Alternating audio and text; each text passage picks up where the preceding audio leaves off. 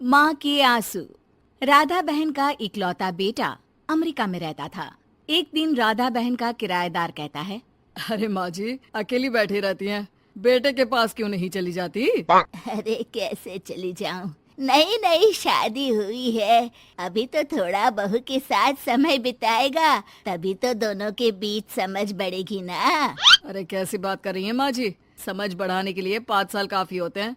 5 साल की शादी को कोई नई शादी नहीं कहता। हाँ वो तो है। आया था पिछले साल उसका फोन, पूछ रहा था कैसी हो, पर अब तो काफी साल हो गए, कोई फोन भी नहीं आता। तभी फोन की बेल बजती है। लो 100 साल की उम्र है, आ गया मेरे मयंक का फोन।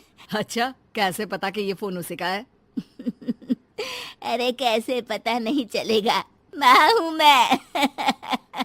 अरे रहने दो माँ जी, 1 साल से जिसका फोन नहीं आएगा वो अब क्या करेगा? होता भी वही है, फोन पर मयंक है। कैसी हो माँ?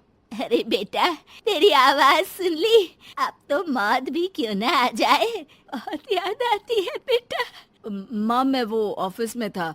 अच्छा माँ, वो रीना बोल रही थी कि तुम अकेली रहती हो इंडिया में, वो ठीक नहीं है। अब बुजुर्ग भी तो हो रही हो, अकेले पकाना खिलाना, वो चाह रही है कि अब तुम यहीं आ जाओ, हम लोग साथ रहते हैं ना।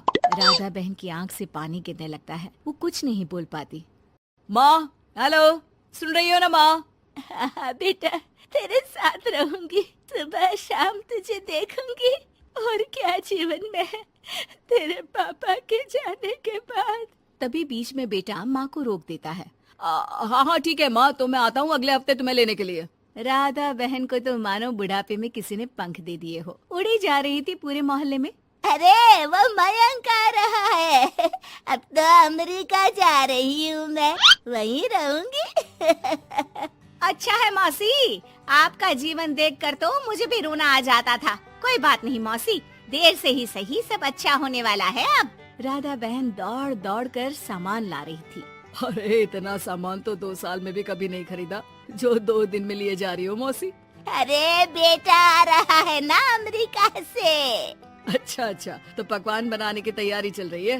हाँ बिल्कुल, उसको बेसन के लड्डू बहुत पसंद है। रात भर भूनना तलना ये सब प्रोग्राम चलता रहता है राधा बहन के घर में। और फिर वो दिन भी आ जाता है जब बेटा घर आता है।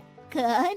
माँ मैं मयंक, ये घर का क्या हाल बना रखा है, न सफाई न धुलाई, कैसा लग रहा है ये घर? घर तो ऐसा ही था बेटा, हमेशा से, बस तू थोड़ा कमजोर लग रहा है। क्या हुआ बेटा?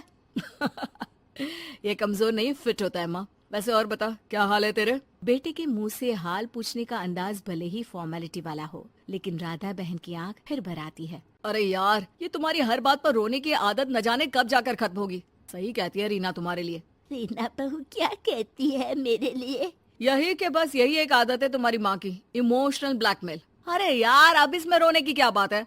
ना ना कुछ नहीं, बहुत दिन बाद तो घर आया ना तो क्या रोएगी? हाँ क्यों? अच्छा ये ले, तेरे लिए रात भर बैठकर ये बेसन के लड्डू बनाए हैं, और ये अचार तुझे बहुत पसंद है ना? पसंद है नहीं माँ, पसंद थे।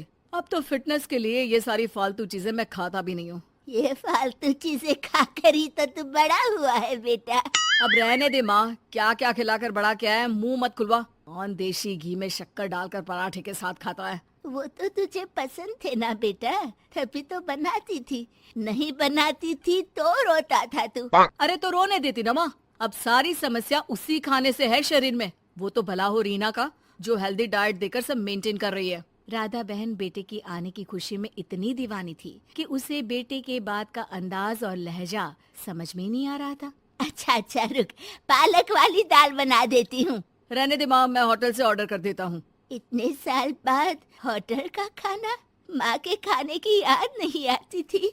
अरे माँ फिर इमोशनल डायलॉग, प्लीज माँ। अच्छा सुन, बहुत कम वक्त है हम लोगों के पास, जल्दी जल्दी सारी पैकिंग कर ले। और हाँ, इस घर को बेचना होगा। कैसी बात कर रहा है? तेरे पापा और मैंने एक एक पाई जोड़कर इस मकान को बनाया था। हाँ पर तू जा रही है ना, फिर कौन मेंटेन करेगा? कैसे क्या होगा माँ, मैं तो अब इंडिया आऊंगा भी नहीं। बेटा तो सो जाता है, लेकिन माँ घर का एक एक कोना घूम घूम कर देखती है। सही बात है, क्यों मोह माया जोड़ रही हूँ मैं इस घर से? आखिर बेटे के साथ रहना ही तो होता है हर माँ बाप को, लेकिन इनकी यादें हर एक कोने खैर, औने पौने दामों में घर को बेच बेटा और माँ एयरपोर्ट के लिए रवाना हो जाते हैं। माँ यहीं बैठ, मैं अभी आया। नहीं नहीं बेटा, मैं साथ रहूंगी, पहली दफा आ रही हूँ ना। अरे माँ, टिकट, बोर्डिंग, सामान, चेक इन, 10 काम है, करके आ रहा हूँ ना। ठीक है, जल्दी आ जाना, यहाँ घबराहट होती रहेगी।